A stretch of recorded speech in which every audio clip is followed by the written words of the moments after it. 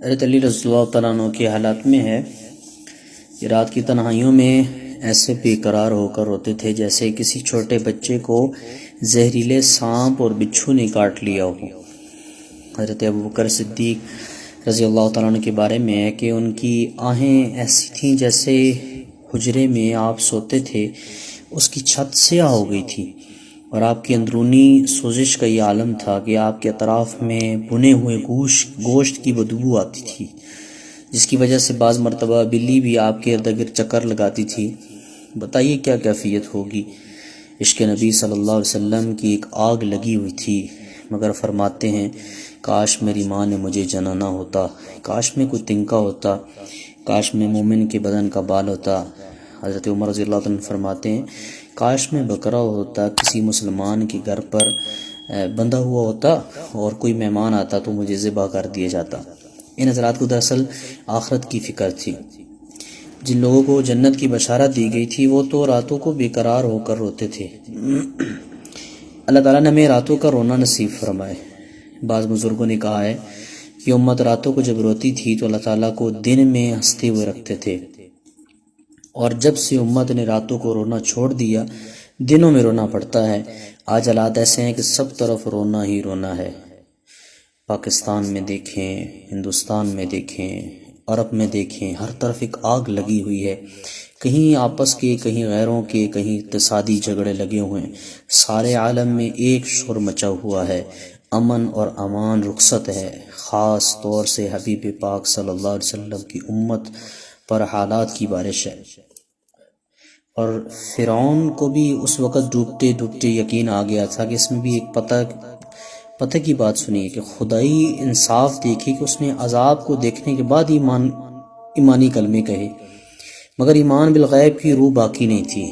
اس لیے مشاہدہ ہو رہا تھا کہ عذاب کا وہی بات کا کہ کافر دیکھ کر مانتا ہے، وہ تو کافروں کا بھی باپ تھا۔ بہرحال فرعون نے عذاب دیکھ کر ایمان لایا تھا۔ اس سے معلوم ہوا کہ ایمان کے الفاظ تھے، اس کی صرف صورت تھی، اس کی روح اور حقیقت نہیں تھی۔ تو اللہ تعالیٰ نے بھی صورت اور بدن کو تو پاک پانی سے نجات دی، مگر روح گرفتار عذاب ہو گئی۔ قربان جائیے اس کے انصاف پر کہ روح ایمان نہیں ہے تو روح فرعون کو نجات نہیں دے سکتی۔ بدن کو تو نجات بھی تنبیہ کے لیے ہے کہ ساری دنیا دیکھ لے کہ متکبرین بے یاشر ہوتا ہے۔ صاحب روح المعانی رحمۃ اللہ علیہ نے لکھا ہے کہ فرعون کے پاس کچھ لوگ آئے اور کہا کہ بارش نہیں ہو رہی، دریائے نیل بند ہے، آپ جاری کرا دیجئے، اس لیے کہ آپ کو ہم نے معبود بنایا۔ اس نے کہا اچھی بات ہے، دریا کل جاری ہو جائے گا۔ رات کے وقت اٹھا، تاج شاہی پہنا اور پہنچا نیل میں یا قلزم میں۔ دریا خشک تھا، تاج زمین پر رکھا اور مٹی لی، سر پر ڈالی، اور اس نے کہا کہ اے احکم الحاکمین، اے رب العالمین، میں جانتا ہوں کہ آپ ہی مالک ہیں، آپ ہی سب کچھ ہیں۔ میں نے ایک دعویٰ کیا، وہ بھی غلط، آج تک آپ نے اس دعوے کو نبھایا اور ظاہر کے اعتبار سے مجھے ویسا ہی رکھا۔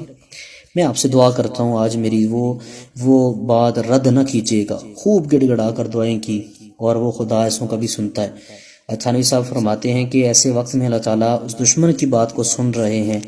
اگر مومن گڑ گڑا کر یقین کے ساتھ ہاتھ اٹھا کر مانگے تو کیا حق تعالیٰ محروم فرما دیں گے؟ نہیں، کبھی نہیں ہو سکتا۔ بہرحال فرعون نے رو کر گڑ گڑا کر عاجزی اور انکساری کے ساتھ دعا مانگی۔ دعا کا مانگنا تھا کہ پانی آنا شروع ہو گیا، کہ سرسراہٹ محسوس ہوئی، فوراً تاج اٹھا لیا اور چلایا اور دریائے نیل جاری ہو گیا۔ جبرائیل امین زندگی میں ایک مرتبہ فرعون کے پاس انسانی شکل میں پہنچے اور کہا کہ ایک سوال کا جواب لینے آیا ہوں۔ مفتی تو تھا نہیں، وہ تو مفت خور تھا، 400 سال تک اس کے سر میں درد نہیں ہوا۔ تو خیر، فرعون کے پاس جبرائیل امین پہنچے اور کہا کہ ایک فتویٰ ہے، وہ یہ کہ ایک مالک بادشاہ نے اپنے غلام کو پالا پوسا، بڑا کیا، خوب نعمتیں دی۔ اب غلام مالک کے آگے سینہ ٹھوک کر آتا ہے اور اس کی مالکانہ شان میں دخل دیتا ہے، تو ایسے مجرم کی کیا سزا ہے؟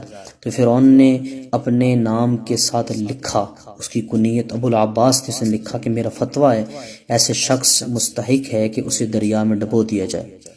بعض ارباب تفسیر لکھتے ہیں کہ جب فرعون غرق ہو رہا تھا تو جبرائیل امین نے وہی فتویٰ نکال کر دکھایا کہ دیکھو بڑے میاں، یہ آپ کا فتویٰ ہے، یہ گناہ روح کی گندگی اور خرابی ہے، روح کا میل کچیل ہے۔ شیطان اور نفس کے ورغلانے سے آدمی سے گناہ جو سرزد ہوتے ہیں لہٰذا ہماری یہ کوشش ہونی چاہیے کہ ہم توبہ کے غسل کے ذریعے روح کی گندگی اور خرابی کو دور کریں۔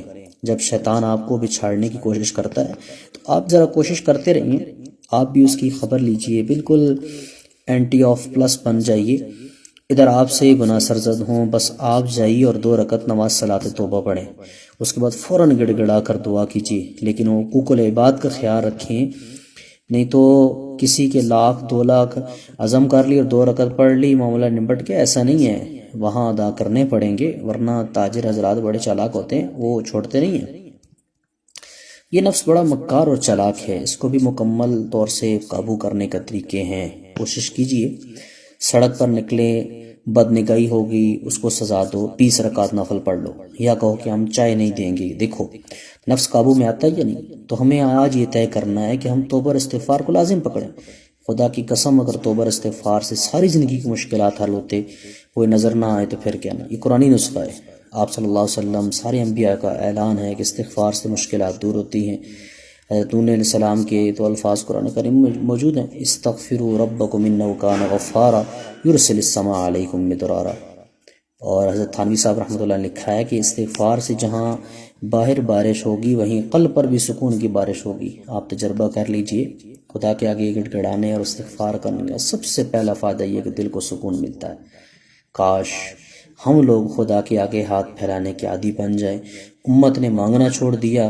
ایک بچے کو جب یہ اعتماد ہے کہ ہمارا اوپر جو ہے وہ ماں باپ کا سایہ ہے، کچھ تو ہے ماں باپ ہمارے بھی، بس یہی اعتماد ہو کہ ہمارے اللہ تعالیٰ ہیں، جو کچھ ہوگا خدا سے کہہ کر منوا لیں گے۔ جب خدا کو منا لیا تو پوری کائنات مان جائے گی۔